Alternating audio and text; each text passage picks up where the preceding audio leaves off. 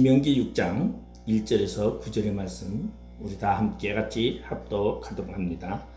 이는 곧 너희의 하나님 여호와께서 너희에게 가르치시라고 명하신 명령과 규례와 법도라.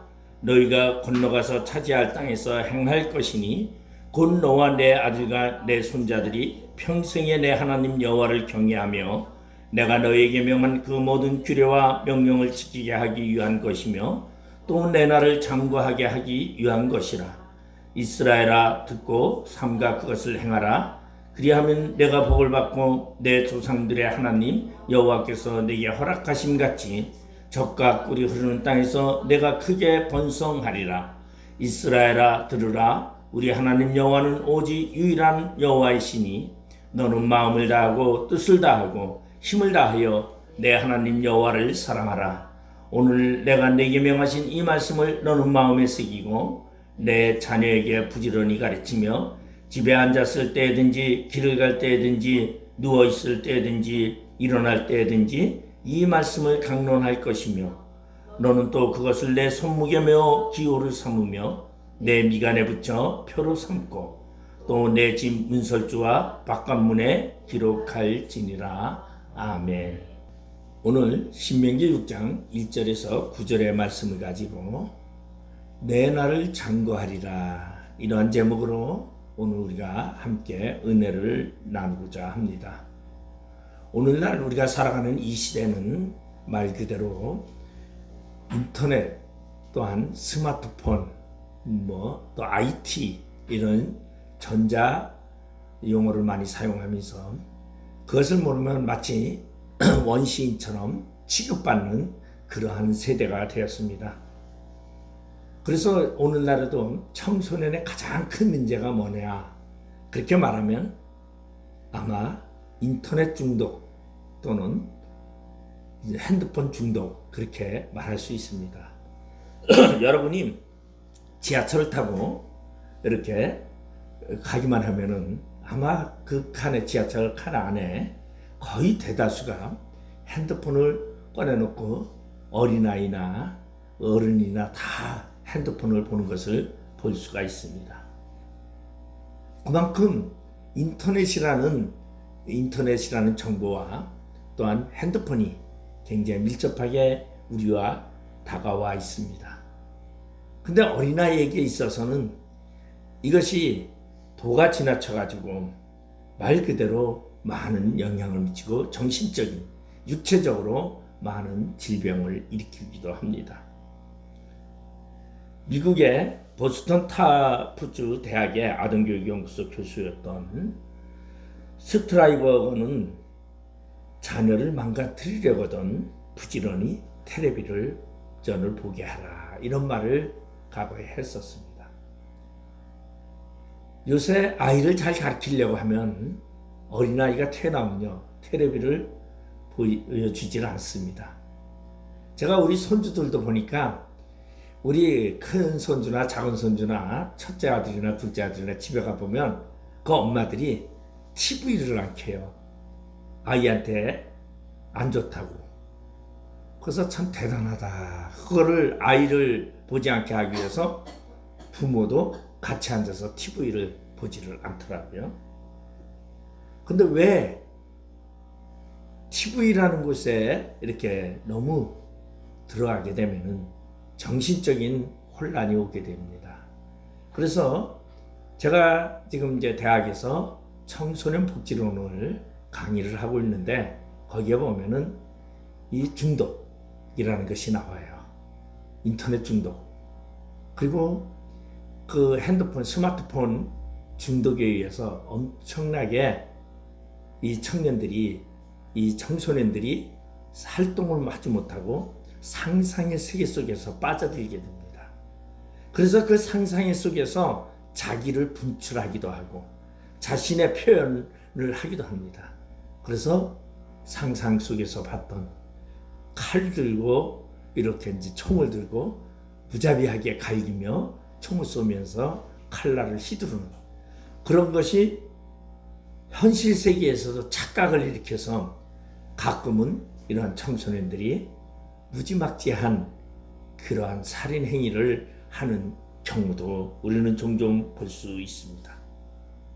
이 피해가 바로 인터넷이라든가 이런 스마트폰 이런 것 때문에 그렇다 그러죠. 그래서 이제 아이패드라든가 타블렛이라든가 이런 것을 게임을 하기 위해서 좀 더 큰 것을 좋아하는 것을 봅니다. 아무리 어린아이도 이거 하나만 주면은 어떻게 합니까? 시간 가는 줄 모르고 부모가 없어도 누가 없어도 혼자서 자신의 시간을 보내면서 아이들은 놀아주지 않아도 그 게임 속에 빠져드는 것을 봅니다. 이 아이가 게임 속에 빠져들면서 이 아이는 정신적으로나 육체적으로나 지적으로 문제성을 갖게 된다는 것입니다. 바로 이것을 성경은 무엇이라고 말하냐면 성경에서는 시몬대로 거두리라 그렇게 말하고 있습니다. 이 오늘 신명기에 특별히 이 신명기는 모세가 이스라엘 백성들을 애굽에서 출애굽을 하고 그리고 광야 생활 40년 후에 가나안에 들어가기 전에 이제 마지막으로 설교하며 이야기하는 것입니다. 그런데 이 세대는 3세대가 모여있는 세대입니다. 여기에는 누가 있냐면 출애굽한 1세대인 갈렙과 여호수아와 모세와 이런 사람들이 있습니다. 그런가 하면은 2세대는 그 광야에서 자란 성장하고 그 바람 광야에서 자란 사람들입니다. 그리고 3세대는 누구냐? 광야에서 태어나 가나안에 들어가서 살 그런 사람들이 이 3세대가 모여있는 그들에게 오늘 모세가 오늘 설교를 합니다. 그 교훈은 뭐냐면 너희들이 가나안에 들어가거든 이는 곧 너희 하나님 여호와께서 너희에게 가르치시라고 명령한 명령과 규례와 법도를 너희가 건너가서 차지할 땅에서 행할 것이니 이렇게 1절에 소개하고 있습니다.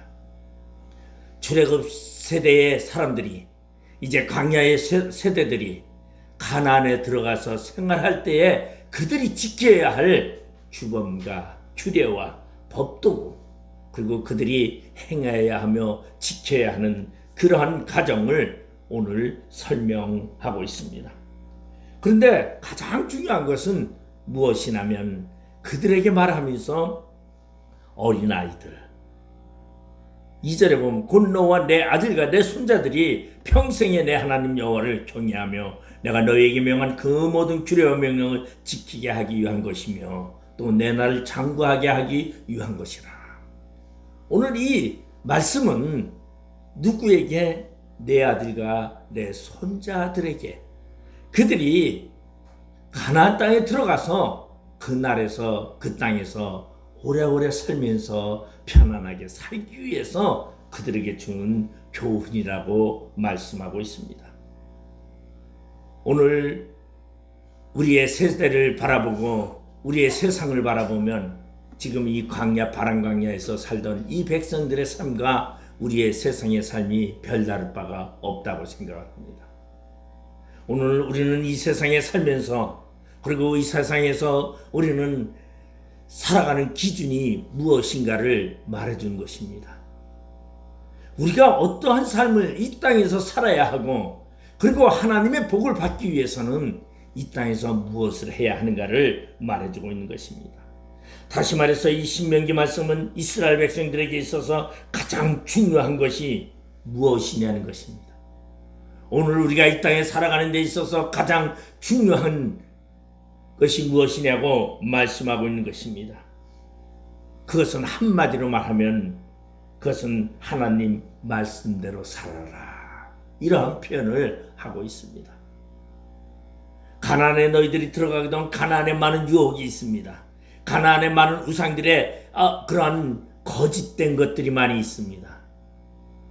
저는 오늘날 우리 대한민국을 바라보면서요 굉장히 많이 심각한 세대가 되었다고 생각을 합니다. 과거에는요 공무원이 되려면 무엇을 받냐면 공무원에게도 흠이 없어야 된다고 얘기를 했어요. 그리고 정과자가 공무원이 될 수 없었습니다. 과거에는. 굉장히 공무원 정부에 일하는 사람, 왜 그러냐면 백성들에게 본이 돼야 된다는 그런 개념에서 정과자는 공무원이 될 수가 없었습니다. 근데 지금 세대를 바라보니까 아예 정과자가 뭐 하느냐, 당당하고 그게 자랑처럼 훈장처럼 여기는 세상이 되었다는 것입니다. 그래서 요새 보니까 우스갯소리 하나가 있어요. 대통령은 이과생도 안 되고 문과생도 안 되고 정과생이어야 된다고 그런 말까지 나올 정도로 말하고 있습니다. 정과라는 것을 아주 쉽게 생각하고 그것을 당연하다라고 생각하는 그러한 세상이 되어버렸어요. 왜? 무엇이 없기 때문에. 진정한 교육과 이 땅의 진정한 인간성이 사라져 버렸다는 것입니다.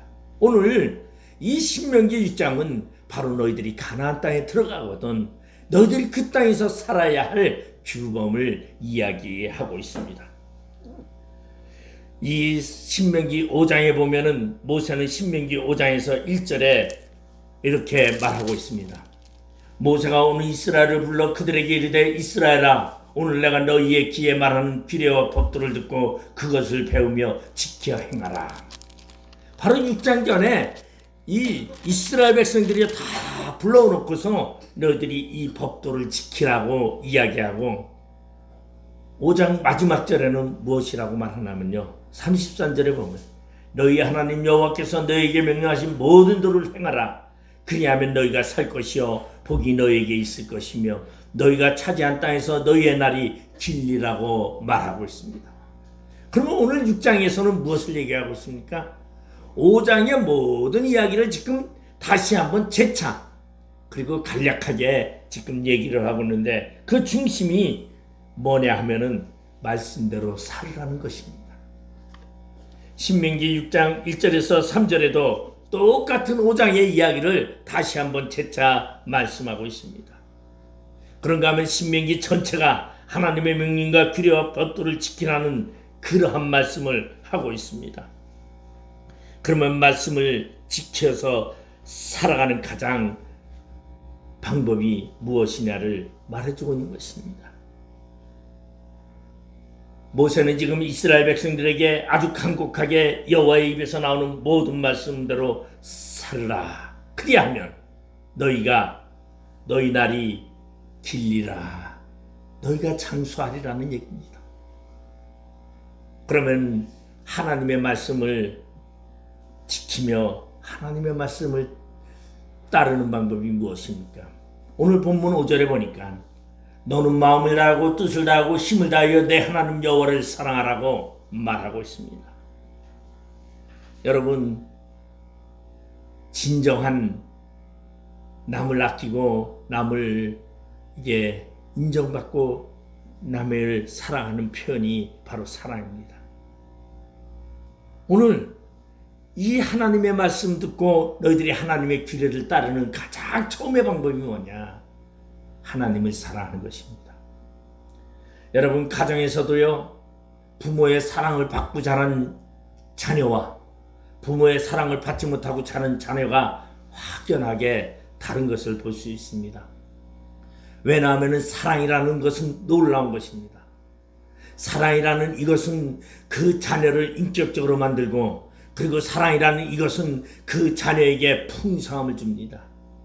근데 사랑 결핍증이라는 게 있어요. 이 사랑 결핍증은 뭡니까?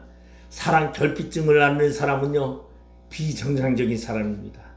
인간은 인간인데 사랑을 먹고 자라야 합니다. 그렇기 때문에 사람은 사랑을 먹고 자라면 정상적으로 성장되지만 사랑을 먹고 자라지 않으면 비정상이 됩니다. 그래서 사랑이 없는 사람은 지체부재가 되던가 아니면 뭔가 정신병자가 되던가 아니면 이상한 형태를 볼 수 있습니다. 제가 종종 오늘날 대한민국에 이 정치 혼란이 너무 많다 보니까 제가 이 정치적인 혼란 속에서 나타나는 많은 주인공들을 보면서 저는 그 사람들의 배경을, 어렸을 때서부터 자라온 배경을 종종 그 사람 관심을 많이 두고 있습니다. 저 사람이 왜 저렇게 정말 잘하면서 잘 살까? 저 사람은 왜 저렇게 뭔가 정신병자처럼 살고, 그리고 저 사람은 모든 말을 거짓말로 살아갑니까? 또는 어떤 사람은 너무 자신만만하게 살아가는 이유는 무엇일까? 제가 보니까 그 가정의 교육이 얼마나 소중한 건지 저는 그 배경을 보면서 분별할 수가 있겠더라고요. 여러분, 제가 저희 친구들을 봐도 똑같아요.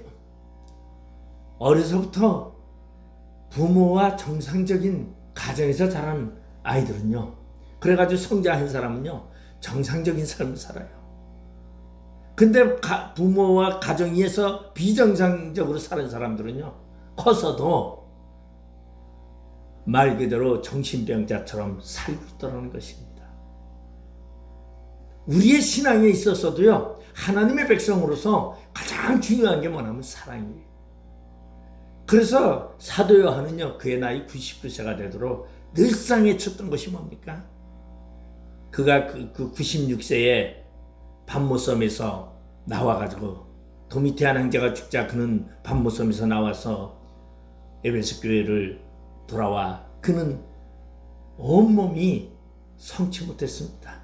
기름감에 들어갔다가 온몸이 다 이제 불구자가 된 그러한 모습으로 그는 침상에 누워서 이동을 해야 되고, 제자들이 그 사도 요한을 옮길 때마다 그는 침상에 누워서 외친 말이 사랑하라, 사랑하라. 사랑은 허다한 죄를 덮느니라고 말하고 있습니다. 사랑에는 두려움이 없나니 두려움에는 형벌이 따를 뿐이라고 말하고 있습니다. 여러분, 어린아이가 두려움 없이 자라는 거, 이것이 사랑이 있어야만 두려움 없이 자랄 수 있다는 거예요. 그렇다고 너무 부모를 만만하게 보면 또 개판이 되죠. 자기 마음대로 삽니다. 그래서 보면은 너무 부모에게 오냐오냐 하고서 자란 아이들 보면 버릇이 너무 없어요. 왜? 부모에 대한 두려움이 없이 자랐기 때문에 그래요. 부모에게 매를 안 맞고 그저 부모가 금이야 오기야 그저 그냥 날아갈까, 이런 과보를 한 사람, 마마보이다 보면은 자기 마음대로 합니다. 그러면 우리 하나님은 어떤 하나님입니까? 우리 하나님은 무서울 때 엄청 무섭습니다. 잘못했을 때 멍덩이를 댑니다. 그런데 또 사랑할 때는 엄청나게 우리를 사랑합니다. 여러분, 힘들고 어려울 때 언제나 우리에게 찾아와서 이야기합니다. 그리고 하나님은 그 사랑의 표현을 우리에게 보여주셨는데, 그 사랑의 표현이 뭐냐면 바로 자신의 아들 예수 그리스도를 우리를 위하여 십자가 달려 돌아가시게 했다는 겁니다. 이게 하나님의 사랑이에요. 하나님이 너희를 사랑한 것 같이 너희도 하나님을 사랑하라고 말하고 있습니다. 여러분, 하나님을 사랑하는 자, 그것이 하나님의 말씀대로 살아가는 자입니다. 여러분, 하나님을 사랑하십니까? 그런데 우리는 종종 그런 생각이 들어요. 아이고, 하나님 사랑하는데 무서워요. 그럴 수도 있어요. 왜? 하나님의 무서움만 보면 안 되는 거죠. 여러분, 올바른 부모는 어떠한 부모입니까? 자식에게 엄하게 할 때는 엄하게 하고, 그리고 사랑을 베풀 때 사랑을 베푸는 부모가 진정한 훌륭한 부모입니다. 자식이 잘못했는데도 여러분 나무라지 않는다면 그 부모는 잘못한 거죠. 사랑만 가지고 되는 거죠. 한 젊은이가 어려서부터 도둑질을 하다가 결국은 도둑질을 하다 남도 죽이고 사형수가 되었어요. 그가 사형장에 끌려가면서 마지막 소원이 뭐였냐면 자신의 어머니를 만나는 것이었어요. 저도 이것을 책에서 본 겁니다.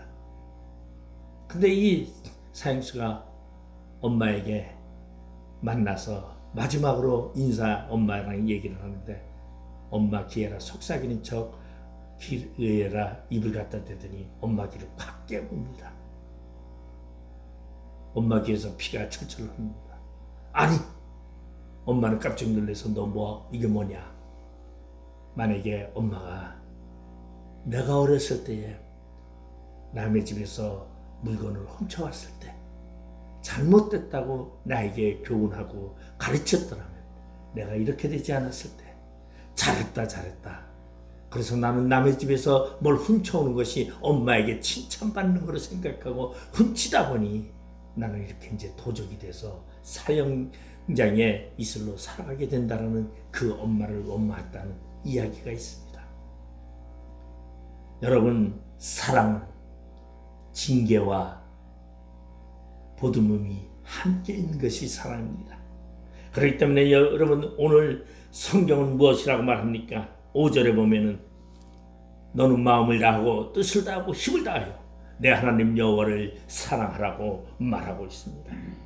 그런가 하면은 신약에도 보면 복음서에 보면 한 율법사가 예수님을 시험하기 위해서 예수님께 나와서 선생님이여 율법 중에 어느 계명이 크니까 하고 묻습니다. 그때 예수님께서는 마태복음 22장 37절 38절에 보면 내 마음을 다하고 목숨을 다하고 뜻을 다하여 주 너희 하나님을 사랑하라 하셨으니 이것이 크고 첫째 되는 계명이라고 말씀하고 있습니다. 구약에서나 신약에서나 하나님을 사랑하는 것, 그것도 어떻게 사랑하느냐? 마음을 다하고 뜻을 다하여 사랑하라고 말하고 있습니다. 바로 이 신명기 6장 4절 5절의 말씀입니다. 이스라엘아 들으라, 우리 하나님 여호와는 오직 유일한 여호와시니. 저는 신명기 6장 4절을 굉장히 좋아하는 구절입니다. 제가 우리 하나님은 오직 유일한 하나님, 그런 하나님인데 우리가 그 하나님을 사랑하지 않는다면 우리에게 문제가 있는 것이죠.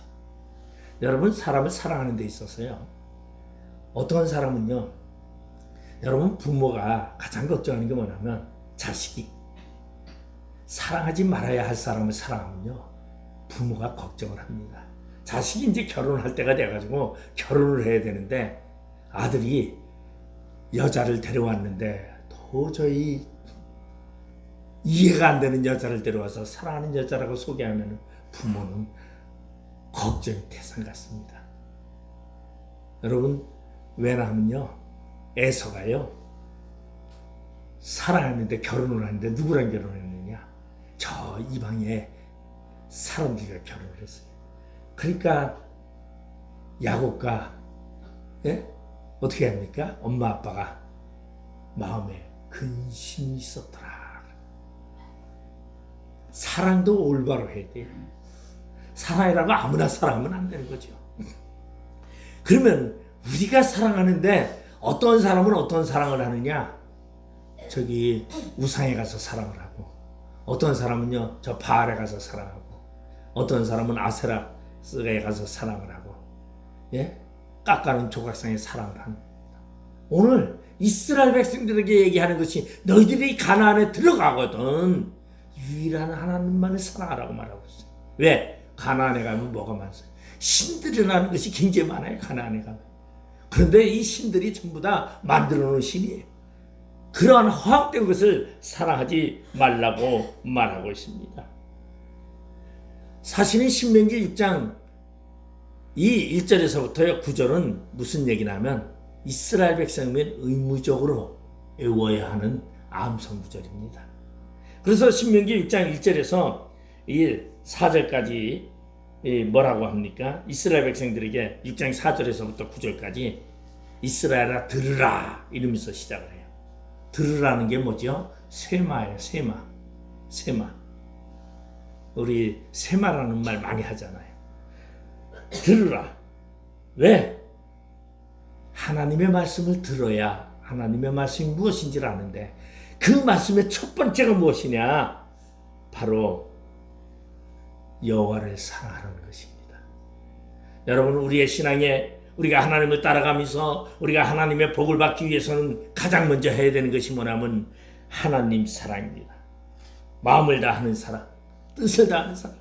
여러분, 세상에 삶이 있어도요, 여인 하나 사랑하는데도요, 마음을 다해서 사랑하고 뜻을 다해서 사랑하면요, 그 여인을 위해서 죽기도 합니다.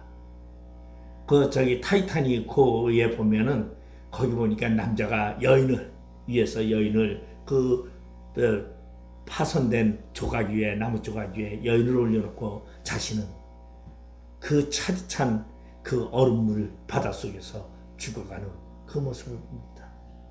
만약에 사랑하는 여인이 아니라면요, 어떻게 하겠어요? 밀어내고 자기가 올라가서 살겠죠. 그만큼 사랑엔 희생이 있는 겁니다. 그래서 하나님은 어느 정도로 우리를 그 정도로 사랑하셔서 예수님을 십자가에 죽게 하셨던 것입니다. 바로 하나님은 우리가 하나님을 믿고 사랑할 것을 명령하고 있습니다.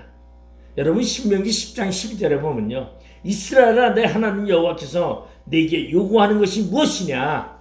곧 내 하나님 여호와를 경외하며 그 모든 도를 행하며 그를 사랑하며 마음을 다하고 성품을 다하여 내 하나님 여호와를 섬기라고 말하고 있습니다. 여러분, 하나님을 경외하는 법에 가장 큰 첫 번째 되는 것은 바로 하나님을 사랑하시는 겁니다. 두 번째로는 오늘 본문 6절에 보니까 오늘 내가 네게 명하는 이 말씀을 너는 마음에 새기고, 두 번째로 복받기 위해서는, 내가 장구하기 위해서는 무엇을 해야 되느냐? 말씀을 너희 마음판에 새기라는 것입니다. 여러분, 마음판에 새기라는 뜻은 무엇이죠? 그 말씀을 항상 가지고 지니면서 행하며 살으라는 것입니다. 내 마음 안에 그 말씀이, 하나님의 말씀이 있는 사람은요, 딴짓을 할 수가 없습니다. 어디를 가나 그 마음판에 새겨진 말씀이 생각날 수밖에 없습니다. 여러분, 암송한 구절만 있어도요, 어디 가서 하면 생각이 벌떡 납니다. 내가 너와 함께하리라 그러면 어려움이 생길 때마다 하나님이 나와 함께한다고 하셨지. 거기에 위안을 받습니다. 바로 말씀을 마음에 새기는데 어떻게 새겨야 됩니까? 말씀이 그냥 읽는다고 새겨집니까? 암송을 해야 돼요. 외워야 돼요. 외우는 것이 뭡니까? 내 마음판에 새기는 것이에요. 이 마음은 다시 말해서 말씀을 아주 삼고하는 마음으로 말씀을 듣고, 그리고 그 말씀을 외치며 그 말씀을 늘 낭독하는 자, 그 사람이 마음을 새기는 자입니다. 그래서 오늘 본문 2절에 그렇게 말하고 있어요.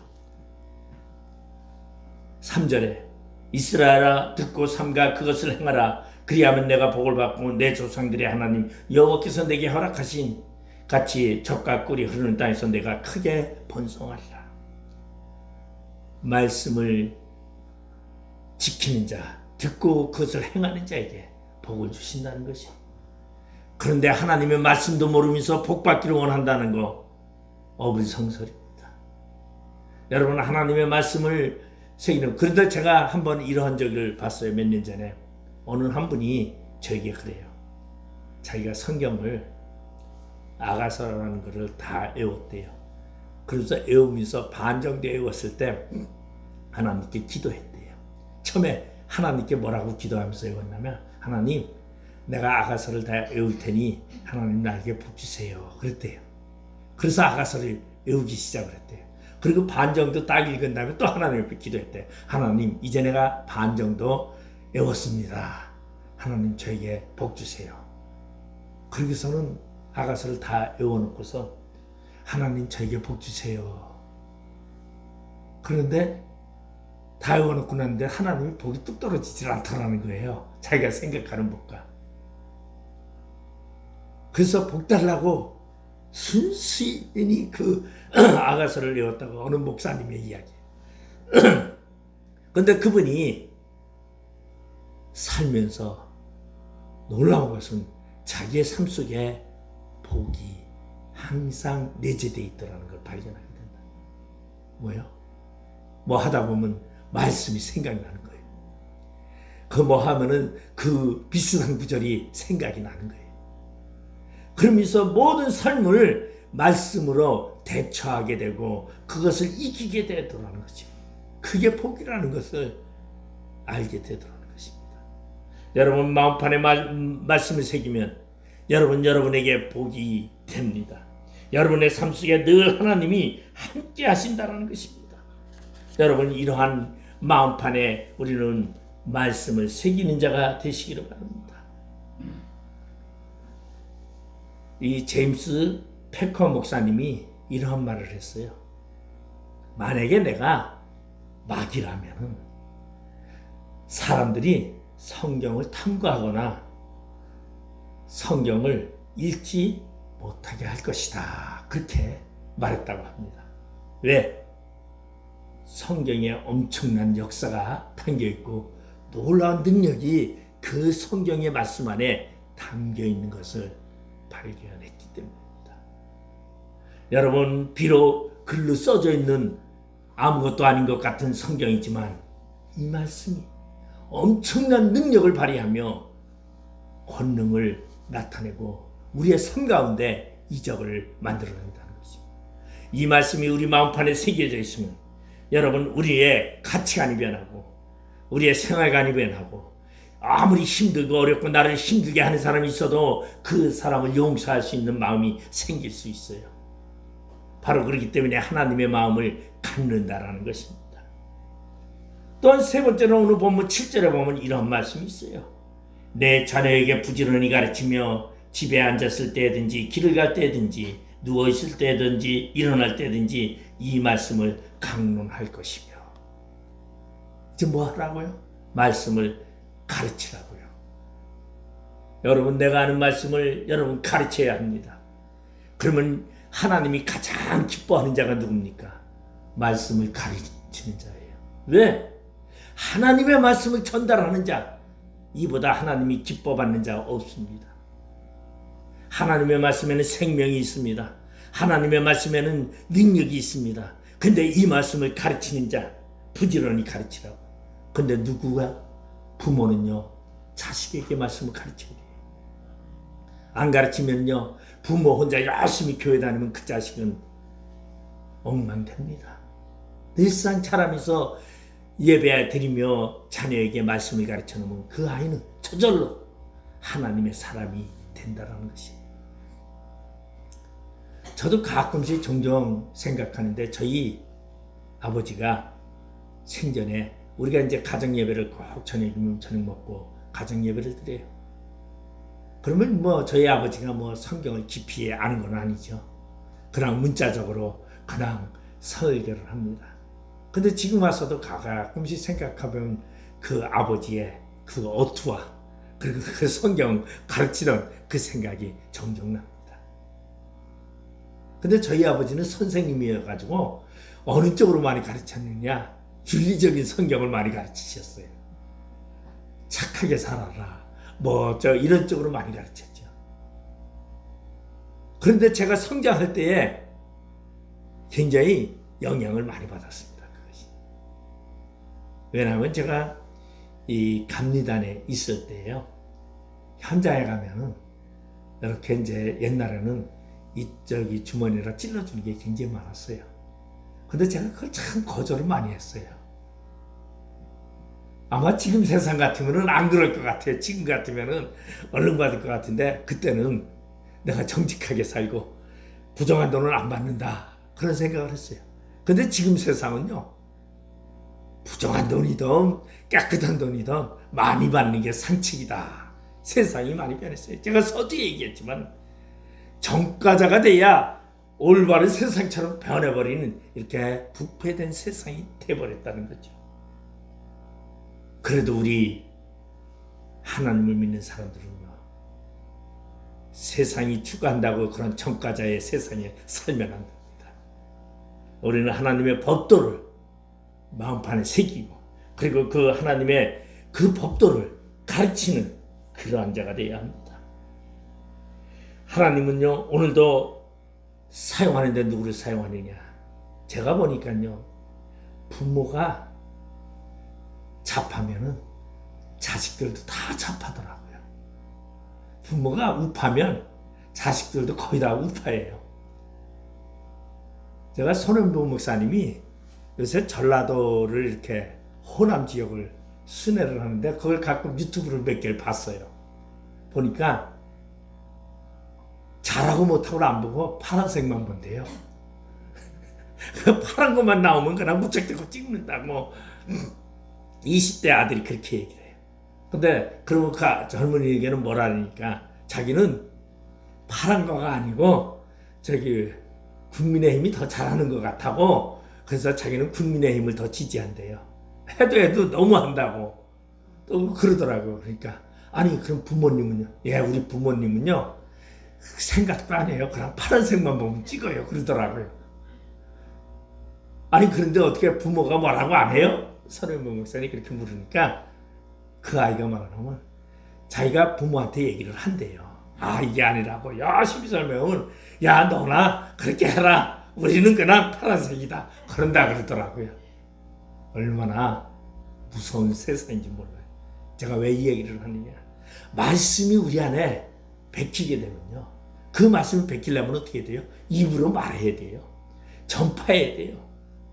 그래서 여러분 이런 얘기가 있을 수 있어요. 혹시 과거에 목사님들을 보면 그 목사님 그저 입만 열었다면 맨날 뭐밖에 몰라. 근데 우리 이 개혁신학원에 뭐밖에 몰라 하시는 우리 목사님이 한 분 계세요. 그분은 뭐밖에 모르냐? 구원밖에 몰라요. 그저 얘기만 하면 구원이에요. 항상 몇 년이 지나도 구원이다 보니까 사람들이 지겨워하는 거죠. 아이고 이제 그만 좀 들었으면 좋겠다고 다른 사람의 강의 좀 듣고 싶다고 막 그래요. 그런데 막상 밖에 나가서 무슨 일이 딱 생기면 구원 하면은 그 어느 목사님 딱 생각이 나. 여러분 우리에게는요 뭐가 하나님의 말씀만 내가 입만 열으면 하나님의 말씀을 전파하는 자가 되어야 된다는 것입니다. 그런 자가 뭐한다? 복을 받는다. 내 날이 장구하리라는 것입니다. 여러분 우리 진짜 하나님의 말씀 안에서 승리자 되시기를 주님의 이름으로 축원드리겠습니다. 기도하시겠습니다. 아버지 하나님 은혜를 감사드립니다. 하나님의 말씀을 마음판에 새기고 그리고 하나님의 말씀을 전파하며 하나님을 사랑하는 자 되게 하여 주시옵소서. 예수님의 이름으로 기도드리옵나이다. 아멘.